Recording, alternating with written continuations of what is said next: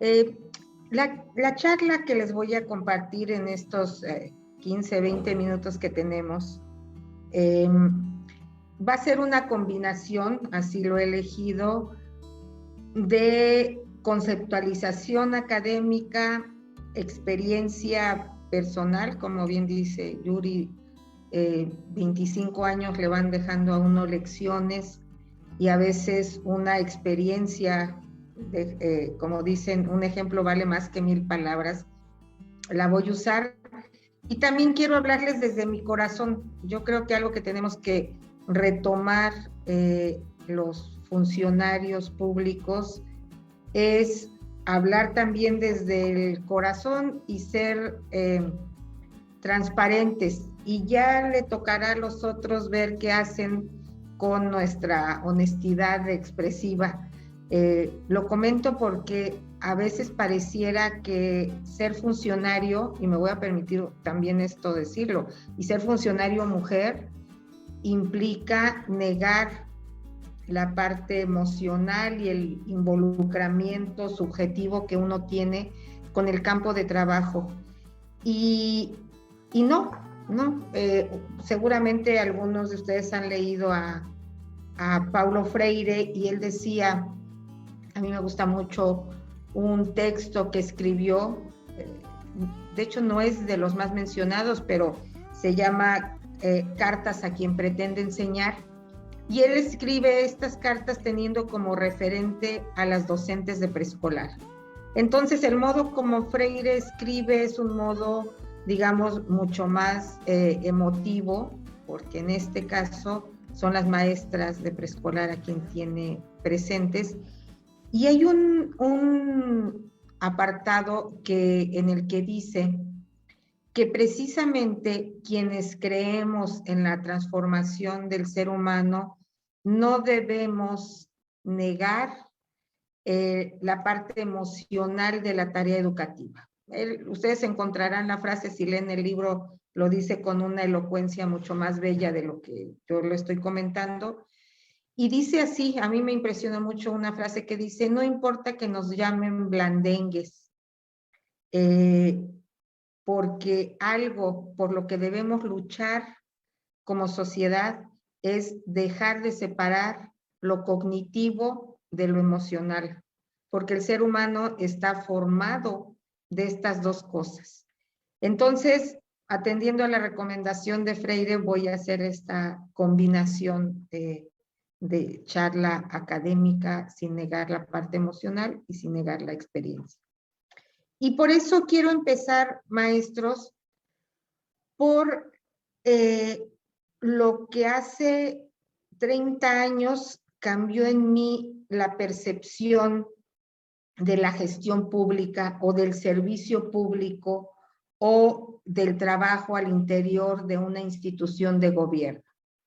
Hace poco más de 30 años todavía estaba yo en la universidad y seguramente como ustedes, yo estudié en la Universidad Nacional Autónoma de México, en una escuela dependiente de la UNAM, que se preciaba de haber constituido los planes y programas de estudio con mayor sentido social, ¿no? Había renovado su currículum a través de un movimiento social y entonces así en el marco de ese movimiento social pues habían construido un currículum, insisto, que se planteaba de los más adelantados en términos de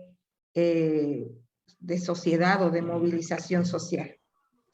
Y me tocó leer en aquel entonces a Adriana Puigros, no sé si ustedes la han leído, una académica argentina que por un tiempo vivió en el exilio en México.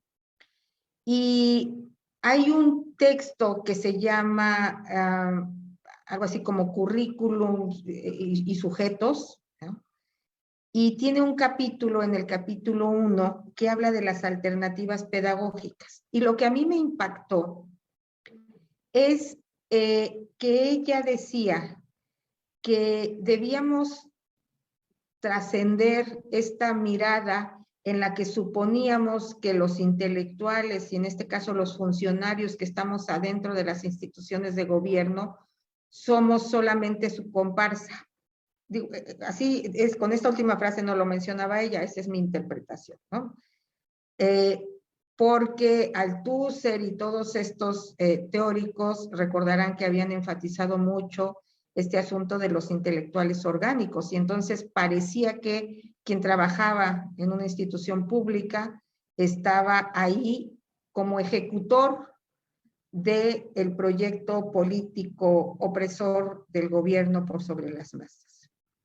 Y ella dijo algo muy importante, decía, no, los sujetos que constituyen las instituciones también son sujetos libres que se han formado incluso fuera de esas instituciones, en movimientos sociales o no, pero son sujetos que toman decisiones y que muchas veces lo que han hecho es, estando dentro de las instituciones, identificar aquellas fisuras por donde puede entrar la cuña que modifique ese edificio educativo, ¿no? Ella lo hacía más en términos más, ¿cómo les puedo decir?, metafóricos, y decía que podía encontrarse al interior de las instituciones personas que identificaban las fisuras para derribar el edificio educativo, ¿no? Como un topo que busca los canales para seguir encontrando y se cayera. Y se refería a lo siguiente, el cambio a favor de la educación y de una educación a favor de las clases sociales, es decir, la liberación de las clases sociales, también puede hacerse dentro de las instituciones públicas. Y ella generó un proyecto en el que yo tuve oportunidad de participar, que se dedicó a coleccionar precisamente alternativas pedagógicas o propuestas de cambio educativo a favor de las clases sociales que se habían gestado al interior de las instituciones de gobierno. En México hubo varias investigaciones, en otros países de América Latina, y se hizo esta colección, digamos así, de alternativas pedagógicas cuya característica principal es que habían sido gestadas al interior y que entonces mostraban que no todos los que estamos adentro somos intelectuales orgánicos o, como yo digo, comparsas del poder opresor. ¿Por qué quise empezar con esto? Porque creo que es la primera cosa por la que debe uno posicionarse cuando tiene la encomienda de gestión, ¿no? Y porque seguramente a ustedes les ha tocado, como a todos nos ha tocado, estando al interior de las instituciones, precisamente identificar aquello que si nos hubiéramos quedado fuera, no hubiéramos podido identificar y que en consecuencia no tendríamos posibilidad de modificar. Ese es un punto de partida inicial a favor del cambio educativo que ya tenemos, digamos, ¿no? Estamos en las entrañas de una maquinaria que yo a veces defino como perfectamente descompuesta, ¿no? Una maquinaria de nuestros sistemas educativos que ha ido creando por necesidad administrativa o por necesidad de control, aspectos que en el devenir del tiempo han configurado una perfecta funcionamiento, ¿no? Pero que no está produciendo los resultados que se está proponiendo, ¿no? Y en otra plática también que tuve con ustedes, yo les decía que uno como funcionario regularmente identifica al interior o cuando estamos en nuestra labor las tensiones como problemas. Y si nos pusiéramos en un imaginario de arqueólogos, deberíamos alegrarnos porque cada vez que encontramos una tensión es que hemos encontrado un tornillo de esa maquinaria mal puesto. Cuando encontramos que algo no está produciendo la educación que buscamos o el efecto que queremos, lo que estamos encontrando es una posibilidad de innovación, una posibilidad de mejora. ¿Cómo podemos hacer esto para encontrarlos de la manera más productiva posible? Y ahí paso al segundo punto que les quiero compartir. Es primero identificando cuál es el tipo de relación educativa que queremos se produzca en las aulas. Ese es el primer punto. A mí me impactó mucho la propuesta de Richard Elmore, toda una planteamiento que hace sobre volver al núcleo de la práctica educativa, al corazón de la educación, a la esencia de la tarea docente. Y esa esencia de la tarea docente o el núcleo de la educación se encuentra solamente, y dice Elmore, y si no está ahí, es que no forma parte de él, cuando tenemos claro cuál es la relación que queremos que tenga el maestro con su alumno, el alumno con el contenido y el maestro con el contenido que supone debe aprender el alumno.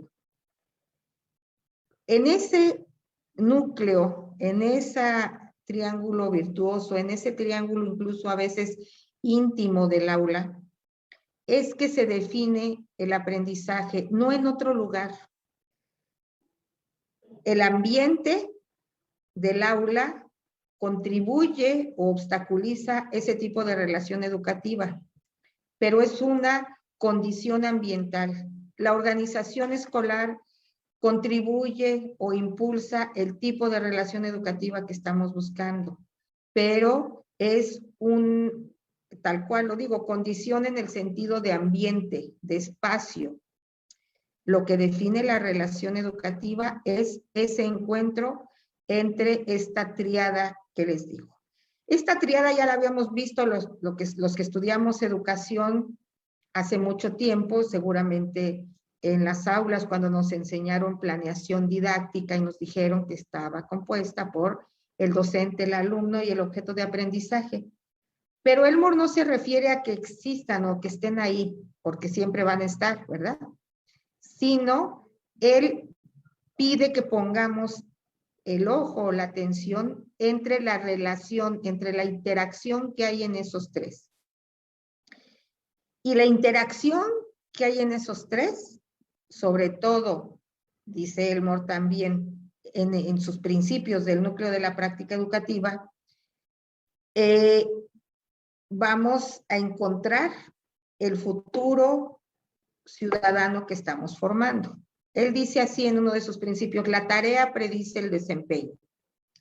Y se refiere a que no es lo que le decimos al alumno que haga, no es lo que el maestro le dice al supervisor que pretende con el alumno, lo que define el futuro que estamos construyendo para ese alumno, sino lo que vemos que está haciendo el alumno. Soy más clara.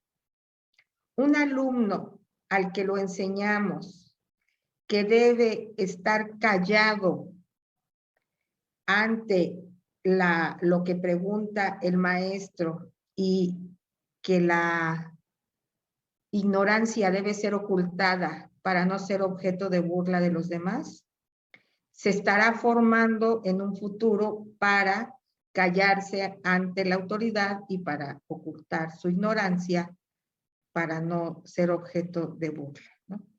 Digo, este es un ejemplo, pero podemos encontrar muchísimos ejemplos. ¿Qué le enseñamos a los alumnos cuando los sentamos viendo la espalda de su compañero? ¿Qué les estamos enseñando? Que el aula no es para interaccionar, que el aula no es para hablar. El aula es para escuchar al que está enfrente y que el espacio del diálogo, del placer, está reservado para otro lugar, para el del descanso, recreo, no sé cómo llaman en Perú, al espacio de juego intermedio entre las clases. Y así, si le aplicamos cuestionarios al final de cada lectura que realice el alumno, ¿qué le estamos enseñando? Que uno lee para responder preguntas que otro te hace. No lees para entender, no lees para hacerte preguntas, lees y entiendes para contestar las preguntas que un ajeno te va a hacer. Y podríamos hacer una listísima larga de lo que nos damos cuenta se está produciendo en las aulas al poner en práctica este principio de Richard Elmore de que la tarea predice el desempeño futuro. Entonces, lo que yo propongo como modelo de gestión y que seguramente en el diplomado podrán ir descubriendo conforme avancen las unidades, es primero, o el modelo es un modelo concéntrico, donde en medio está el núcleo de la práctica educativa. Y puede uno irle poniendo capas alrededor hasta llegar a la función del supervisor, hasta llegar a lo que dicen las leyes y normas. Es decir, podemos irle poniendo todas las capas de esta estructura que le llamamos sistema educativo. Y lo que importa o lo fundamental es primero tener claro qué tipo de desempeño esperamos y qué tipo de relación queremos. Y después ir haciendo un proceso de verificación para ver si lo que construimos cada vez más fuera de ese núcleo de la práctica es congruente o no con lo que buscamos. Es obstaculizador o promotor de lo que estamos buscando. Si se dan cuenta, estoy proponiendo con esto una forma de construcción del cambio no de la base hacia arriba, sino de dentro hacia afuera, del centro al exterior. Solo así podremos construir poco a poco los cambios para empezar a colocarle los tornillos correctos o la estructura correcta a esto que le llamamos sistema educativo. ¿Y por qué quise comentar esto ahora que como introducción a este diplomado que van a tener? Porque hay dos referentes que nos pueden ayudar a ir construyendo precisamente cada uno este modelo concéntrico de mejora educativa. El primero es la recuperación de nuestra propia experiencia. Pero la recuperación de nuestra propia experiencia requiere que también tengamos acceso a panoramas distintos a los que vivimos, ¿no? O a los que suponemos. Y esos panoramas distintos pueden venir de dos fuentes, o deben venir de dos fuentes. Una es la recuperación de experiencias de otros colegas cercanos o lejanos, es decir, dentro de nuestro mismo contexto, pero también fuera de nuestro contexto, de nuestro país, de otra región, de otro país. Experiencias que nos van mostrando que otra, como dice el último libro de Gabriel Cámara, otra educación básica es posible. Porque uno, aunque discursivamente plantee otro tipo de educación, a veces no nos damos cuenta que en la práctica lo que estamos promoviendo es lo contrario. Porque formamos más y nos relacionamos más a partir de la formación que recibimos de nuestra propia experiencia. Y todos nos formamos en el mismo sistema educativo al que queremos cambiar. Ese es, digamos, el desafío que tenemos. Y cosas que nos parecen tan naturales deben dejar de serlo si buscamos una mejor educación. Pero para dejar de verlas natura, necesitamos otros referentes. Y esos otros referentes son otras experiencias. Y la segunda fuente es tal cual la lectura de académicos que se han preocupado por describir, por entender y sobre todo por proponer otras formas de organización, de relación, de composición de cada una de esas capas que rodean el núcleo de la práctica y que también se han planteado otra forma de relación educativa distinta a la que nosotros vemos como natural. En la medida en que durante el diplomado puedan ustedes ir haciendo una combinación de su propia experiencia, la experiencia de otros y las reflexiones que los académicos nos plantean, creo que podemos ir conformando algo que en mi experiencia me ha ayudado mucho a saber qué permito y qué no permito, qué obedezco y qué no obedezco cuando he desempeñado un cargo público o un cargo en la gestión educativa. Y eso, a lo que yo le llamo mis principios de actuación, le permite a uno ser más flexible, menos dogmático, pero también le permite a uno ser firme en aquello que ve como innegociable o como no negociable. No quiero decirles para mí cuáles son mis principios de actuación, porque lo lindo será que conforme avance el diplomado, en algún momento tengamos posibilidad de interactuar y podamos ir viendo cómo van construyendo estos principios de actuación.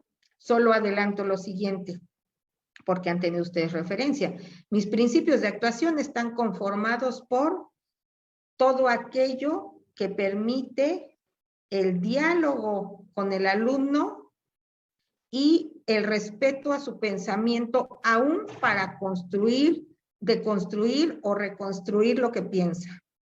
Y cuando hablo de respeto a su pensamiento, implica consideración a lo que piensa. Solo les adelanto que estos principios que me he creado tienen que ver con ese deseo de que construyamos una forma de relación educativa en la que el diálogo y el respeto al pensamiento del otro sea lo que prive en la escuela, en la sociedad, en el mundo. Y no los adelanto. Si en algún momento me invitan más adelante, los podremos compartir, intercambiar, comentar los suyos y los míos. Y acabaría diciendo lo siguiente, Yuri, no sé cómo voy de tiempo, no me fijé en el tiempo, entonces si tú me dices, porque si... Tenemos unos 5 minutos más para, ok, para la idea. suficientes, creo que hasta menos necesito. Lo que quisiera decir como parte final es que el poder no es suficiente para hacer el cambio educativo. El poder que nos han otorgado y el poder que tienen los que nos otorgaron nuestros puestos no es suficiente. Yo me he dado cuenta en los múltiples procesos de reforma en los que he participado que a veces los maestros son más proclives a aceptar, a dialogar y a tratar de entender el pensamiento de quien reconocen tiene autoridad moral que el que tiene autoridad jerárquica.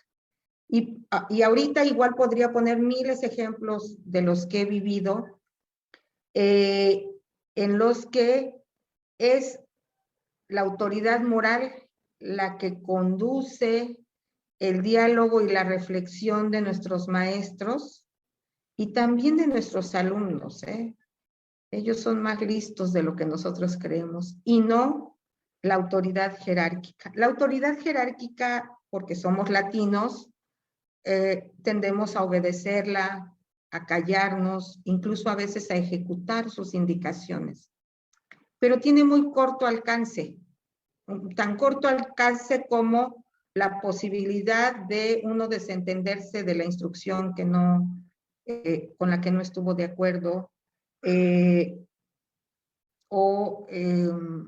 tan inmediato nos movemos respecto a tener enfrente a esa autoridad jerárquica, se difumina. Pero la que prevalece, la que acompaña a los docentes a su casa, en sus reflexiones íntimas, en sus reflexiones colectivas, en sus reflexiones profesionales, es la que ellos consideran autoridad moral. Y la autoridad moral se gana no solo siendo condescendientes, sino portando uno lo que promueve en el aula. Y portarlo no solo es decirlo, sino también hacerlo. Por eso, los que conocen las redes de tutoría o la relación tutora, estamos tan convencidos de que los maestros necesitamos recuperar la posibilidad de aprender para poder enseñar. Porque quien no porta, quien no vive, quien no experimenta el aprendizaje, difícilmente lo podrá transmitir, aunque seamos autoridad. Eso es lo que yo diría, y acabo de verdad con una reflexión. Yo estoy en proceso de cambio de gobierno. Entonces, pues no es el primero, ya llevo como 7 cambios de gobierno en distintas instituciones, y a uno le toca ver, como ustedes seguramente, de todo respecto al que entra y al que sale. Hoy, que una vez más me enfrenté a otro proceso, con otros comités, mi reflexión, poquito antes de sentarme aquí, es que la peor combinación que tiene que tener o que puede tener quien tiene un cargo público en educación es una muy mala combinación de soberbia e ignorancia. Sin la soberbia, la ignorancia se resuelve, ¿verdad? Pero con soberbia no. Y el modo de quitarnos la soberbia tiene que ver con estos 3 elementos que les decía yo, curiosamente. Con ver que hay otras experiencias, con recuperar nuestra propia experiencia y leyendo otras posibilidades. Obviamente, para llegar a eso, uno, como el traje del rey, tiene que darse cuenta que hay cosas en las que estamos desnudos, que no sabemos, pero que las podemos aprender. Sin un principio de posibilidad de aprendizaje, es muy difícil que la ignorancia se resuelve. Cuando no hay este principio de posibilidad de aprendizaje, es que hay soberbia.